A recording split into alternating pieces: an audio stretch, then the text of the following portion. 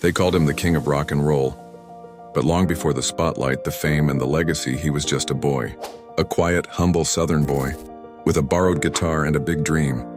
Elvis Aaron Presley was born on January 8, 1935, in a small two-room house in Tupelo, Mississippi.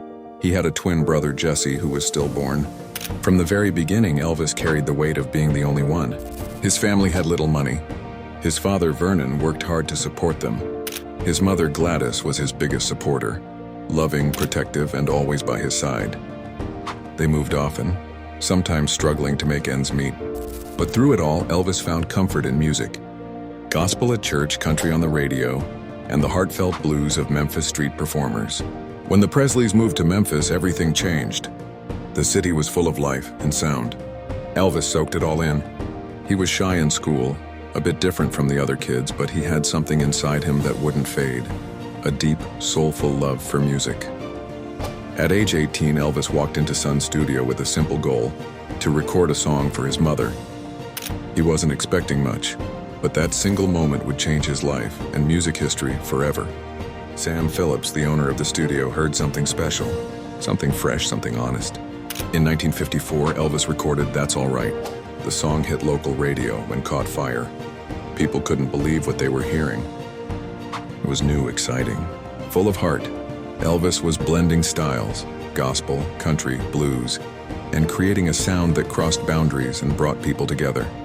By 1956, he was a national sensation. Television appearances, hit records, movie deals. Audiences were captivated, not just by his voice, but by his kindness, his charm, and his one-of-a-kind presence. Then, in 1958, at the height of his career, Elvis was drafted into the United States Army. He put his music career on hold and served his country with pride. Even while stationed overseas, he stayed grounded, writing letters home and never forgetting his fans. When he returned 2 years later, Elvis picked up right where he left off. He acted in films, recorded more music, and continued to grow as an artist and a man.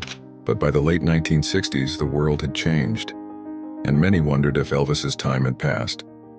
Then came 1968 to NBC Studios. A stage, a microphone, and that now iconic black leather suit. Elvis stepped into the spotlight once again, and he reminded the world exactly who he was. The comeback special wasn't just a performance, it was a moment of truth, filled with heart, soul, and the same spark that lit the world years earlier. That night, Elvis didn't just return to music, he reclaimed his place in history. He went on to perform for millions more, from sold-out arenas to his legendary Aloha from Hawaii broadcast. Through it all, he remained true to who he was, a humble man from Mississippi, with a voice that touched hearts all over the world. Elvis Presley sold over 500 million records, but more importantly, he inspired generations. He reminded people to dream big, to stay true to themselves, and to never forget where they came from. Because legends aren't born in castles or on red carpets. They're born in small towns, in modest homes, and in hearts full of music.